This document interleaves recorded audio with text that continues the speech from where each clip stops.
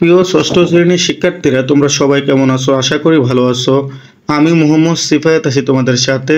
Easy math সেটের পক্ষ থেকে তোমাদের সবাইকে সুস্বাগতম। প্রিয় শিক্ষার্থীরা, গত পর্বতে আমি তোমাদের গণিত বইয়ের 162 পৃষ্ঠার জোড়া একটা কাজ ছিল, যে 5টি সদিশ এবং 5টি বিসদিশ পদ বের করো। ওই কাজটা আমরা কিন্তু গত পর্বতে সমাধান করেছিলাম। আজকে আমরা 162 পৃষ্ঠার একক যে কাজটা আছে সেই কাজটা সমাধান করব। তো চলো দেখি আমাদের একক কাজ কি আছে। যদি আমি তোমাদেরকে একটু দেখাই, দেখো আমাদেরকে এখানে বলা হয়েছে যে নিচের ছকে প্রদত্ত পদ দুটি সদিশ পদ অথবা বিসদিশ পদ কারণ সহ ব্যাখ্যা করো। এখানে বলছে যে নিচের যে ছকটা আছে, এই ছকটার মধ্যে আমাদেরকে কিছু পদ দেওয়া আছে। ওই পদরা যে কি যদি সদিশ হয় তাহলে আমরা সদিশ লিখব, যদি বিসদিশ হয় তাহলে আমরা বিসদিশ লিখব। কিন্তু সদিশ কেন হলো আর বিসদিশ কেন হলো সেটা কিন্তু আমাদেরকে প্রমাণ সহ কারণ সহ ব্যাখ্যা করতে হবে। তো চলো আমরা দেখি। আমাদের এখানে দেওয়া আছে ক্রমিক নং। আমরা জানি ক্রমিক নং হচ্ছে 1 2 3 4 5 6, এগুলো হচ্ছে ক্রমিক নং। তারপর হচ্ছে পদের জোড়া, মানে পদ জোড়া আর কি। যে তোমার যেহেতু আমরা জানি সদিশ পদ মানে একটার সাথে আরেকটা সম্পর্ক খোঁজা, তাহলে এই জন্য আমাদের এক জোড়া পদ এখানে দিয়ে দিয়েছে। তারপর হচ্ছে উৎপাদক, মানে ওই পদের উৎপাদকগুলো কি সেটা দিয়ে দিয়েছে। তারপর হচ্ছে সদিশ বিসদিশ, তুমি যে পদগুলো পাইলা সেগুলো কি সদিশ নাকি বিসদিশ এখানে আমাদের লিখতে হবে। যদি সদিশ হয় তাহলে কিভাবে সদিশ হলো, যদি সদিশ না হয় সেটা কিভাবে সদিশ হলো না, সেই যুক্তিটা আমাদেরকে এখানে দিয়েছে, যৌক্তিক কারণ। কি কারণে সদিশ হলো না আর কি কারণে সদিশ হলো। তো চলো আমরা দেখি। 1 নম্বর দিকে খেয়াল করি। আমাদেরকে এখানে দেওয়া আছে 3x, 4y। কারণ জোড়ার পদ দেওয়ার কারণ হচ্ছে কারণ আমরা জোড়া থেকেই মূলত মিল খুঁজবো। যেমন নাকি আমরা মনে করো তুমি 5টা কলম কিনলা, তোমার বন্ধু 6টা কলম কিনলো।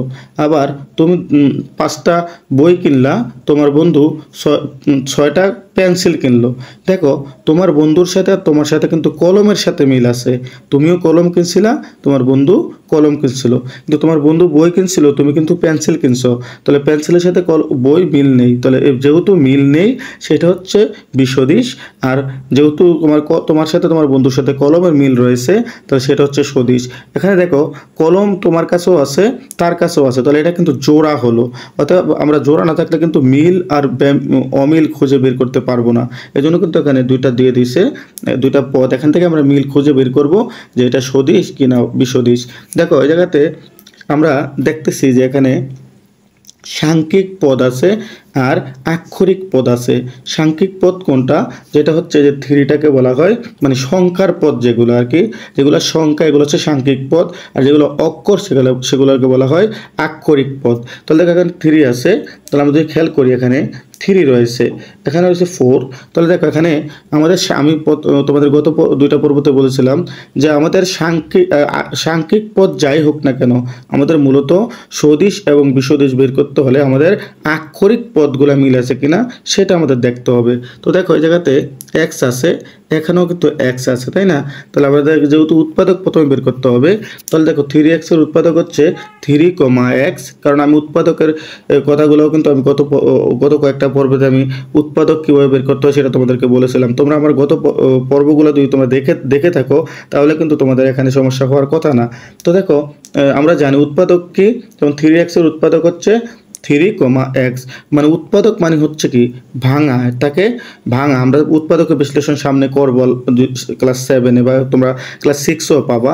তো সেটা হচ্ছে উৎপাদকের বিশ্লেষণ মানে হচ্ছে ভেঙে ভেঙে সেটাকে ভাগ আলাদা করা। তো দেখো এখানে উৎপাদক, তাহলে 3x এর উৎপাদক হচ্ছে 3, x, 4x এর উৎপাদক হচ্ছে 4, x। এবার দেখো সেটা সদিশ কিনা।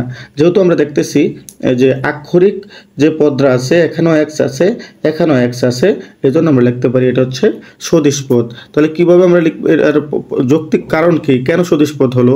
এই জায়গাতে লেখছে দেখো যে উভয়ের বীজগাণিতিক উৎপাদক একই। আমরা কোন দিকে তাকাবো বলো তো? সদিশ পদের ক্ষেত্রে আমরা সবসময় তাকাবো আক্ষরিক পদের দিকে। তো দেখো এখানে কিন্তু x আছে, এখানেও কিন্তু x আছে। যেহেতু বীজগাণিতিক উৎপাদকগুলো একই, অতএব এটা হচ্ছে একটা সদিশ পদ। তারপর দেখো আমরা 2 নম্বরের দিকে তাকাই। আমি একটু এটাকে উপরে উঠাই দিই। দেখো 2 নম্বরে কি আছে আমাদের? 2 নম্বরে আমাদের আছে 5ax, কমা 7by। আমরা এটা দেখতে পারতেছি যে আসলে এটা কিন্তু সদিশ পদ নয়। কীভাবে দেখো তো, আমি তোমাদেরকে প্রথমে বলছিলাম আমরা সবসময় আক্ষরিক পদগুলোর দিকে তাকাবো। দেখো এখানে আক্ষরিক পদ আছে এ এক্স আর এখানে আছে এ বি ওয়াই। দেখো এখানে কিন্তু মিল নেই। তো যেহেতু আমাদেরকে এই পদ জোড়ার পরে আমাদের উৎপাদকের ঘর রয়েছে, তাহলে আমরা উৎপাদকগুলো কীভাবে বের করবো আমরা জানি, প্রত্যেকটা আলাদা করতে হবে। অর্থাৎ 5 এ এক্স আর এটার উৎপাদক হচ্ছে 7ab এর উৎপাদক একইভাবে 7 এ বি ওয়াই। এটা হচ্ছে আমাদের উৎপাদক বের করলাম। এটা বিসদৃশ কেন আমরা দেখলাম যে এ বি এখানের যে আক্ষরিক আর এখানের আক্ষরিক পদ মিলে না। যেহেতু মিলে না এই জন্য কি আমরা বলতে পারি এটাকে বিসদৃশ। এই জন্য আমরা এখানে যৌক্তিক কারণ কি দেখাবো যে উভয় বীজগাণিতিক রাশির উৎপাদক ভিন্ন। যেহেতু আমরা দেখতেছি এখানে এ এক্স এখানে এ বি ওয়াই, এখানে কিন্তু এ আছে এখানে এ আছে, কিন্তু এখানে এক্স আছে এখানে এক্স নাই, এখানে বি আছে এখানে বি নাই, এখানে ওয়াই আছে এখানে ওয়াই নাই। অতএব এটা কি বিসদৃশ পদ। এবার যদি আমি নিচে যাই তোমাদেরকে দেখাই, একটু নিচে যাইয়া দেখো, এবার দিয়ে আমি একটু নিচে যাই, এটা একটু কেটে দিই। আমরা এবার 3 নম্বরে যাব। 3 নম্বরে কি আছে দেখো, আমাদেরকে কিন্তু প্রথম দুইটা করে দিয়েছে, 3 নম্বরটা আমার কি করতে হবে। তো যেহেতু 3 নম্বরটা আমার করতে হবে তা আমি করে দিই। তোমাদের জন্য নিচেও আমি রেডি করে রেখেছি, তোমরা সেখান থেকে নিয়ে নিবা বা এখান থেকেও নিয়ে নাও। দেখো এখানে যেহেতু আমাদেরকে প্রথমে উৎপাদক বের করতে হবে, তাহলে আমরা লিখবো 11 এখানে লিখবো 11 এক্স ওয়াই। উৎপাদক বের হয়ে গেল। তারপর দেখো এরপরটা দিয়ে আমরা উৎপাদক বের করি। নিচে আমরা লিখবো যে -2/3 ওয়াই এক্স। ঠিক আছে, এরকমভাবে আমরা উৎপাদকগুলো লিখবো যে প্রথমে -2/3 ওয়াই এক্স হচ্ছে আমাদের উৎপাদক। এবার আমরা খেয়াল করি, দেখো এখানে এক্স ওয়াই আছে, এখানে কিন্তু এক্স ওয়াই আছে, মানে আগে ওয়াই তারপরে এক্স, কোনো অসুবিধা নেই। যদি এলোমেলো থাকে কোনো অসুবিধা নেই, কিন্তু আমরা প্রথমে দেখবো যে এই জায়গাতে যে অক্ষরগুলো আছে এখানে সেটা আছে কিনা। যেহেতু আছে তাহলে এটা হচ্ছে সদিশ পদ। এটা কি পদ? সদিশ পদ। ঠিক আছে, তারপর দেখো এই জায়গাতে আমরা এই কথাটা লিখবো যে উভয় বীজগাণিতিক রাশির উৎপাদক একই। তো আমি তোমাদেরকে এভাবে না বুঝাই দিই, আমি তোমাদেরকে ছকে সরাসরি বুঝাই দিই, যে ছকটা আমি করে রেখেছি সেখানে তোমরা বুঝবা। তো আমি একটু চলে যাই ছকের মধ্যে, যেটা আমি তোমাদের জন্য করে রেখেছিলাম। দেখো তাহলে আমি 3 নম্বরটা কিন্তু তোমাদের উপরে করে দিয়েছি। দেখো 3 নম্বরটা কিন্তু আমাদের সদিশ পদ বের হয়ে গেছে। তাহলে এবার দেখো আমরা 4 নম্বর যদি খেয়াল করি, এখানে কি আছে দেখো এ বি এক্স আছে। ঠিক আছে, তাহলে এখানে দেখো এ এক্স জেড আছে। আমি প্রথমে বলছিলাম যে আমরা সাংখ্যিক সংখ্যাগুলোর দিকে তাকাবো না, যে সাংখ্যিক সংখ্যাগুলো যাই হোক না কেন এদিকে আমাদের তাকানোর দরকার নেই। আমরা আক্ষরিক সংখ্যাগুলো দিয়ে কিন্তু নির্ণয় করব। তাহলে এখানে এ বি এক্স আছে, কিন্তু এখানে কিন্তু এ এক্স জেড আছে, মিল নেই। তাহলে বোঝা গেল কি, তাহলে আমরা উৎপাদকগুলো তো আমরা বের করতে পারবো, প্রত্যেকটা আলাদা আলাদা কমা দিয়ে রাখবো। দেখো এ বি এক্স, তারপরে দেখো 23 এ এক্স জেড। এবার দেখো এটা বিসদৃশ কারণ কেন দেখলাম আমরা দেখলাম আক্ষরিক উৎপাদকগুলা তাদের মিল নেই। এজন্য আমরা ওই কথাগুলো লিখতে পারি যে উভয় বীজগণিতীয় উৎপাদক ভিন্ন। এই কথাটাই কিন্তু আমরা এখানে লিখেছি। তারপর দিয়ে আমরা দেখো 5 নম্বরে যাই। 5 নম্বরে আমাদের কি দেওয়া হয়েছে, 5 নম্বরে যদি আমরা যাই একটু খেয়াল করো, প্রত্যেকটা কিন্তু একই। আমি সরাসরি এতটুকু পর্যন্ত উঠাই নেই। দেখো 5 নম্বর যদি আমরা দেখি, 5 নম্বরে আমাদেরকে একই কথা বলা হয়েছে।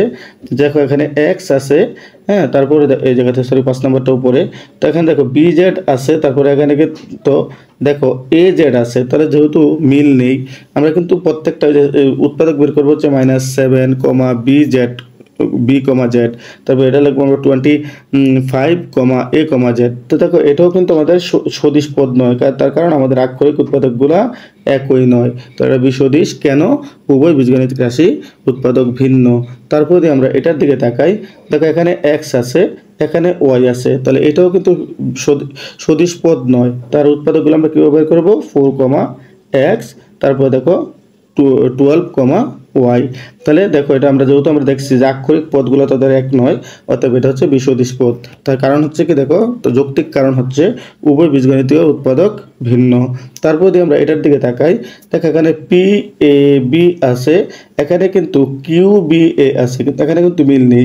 এখানে এ বি আছে ঠিকই, এখানে পি আছে, এখানে পি নাই, এখানে কিউ আছে। তাহলে বোঝা গেল এখানে মিল নেই। তাহলে আমরা আগে উৎপাদকগুলো বের করবো, পি এ বি, তারপরে আমরা লিখবো Q B A comma B, ঠিক আছে, বা বি কমা এ, তুমি যাই লেখো অসুবিধা নেই। তাহলে এটাও বিসদৃশ পদ, কেন আমরা দেখলাম এটার সাথে এটা মিল নেই, আক্ষরিক পদগুলা মিল নেই। তো আমরা লিখতে পারি উভয় বীজগণিত উৎপাদক ভিন্ন।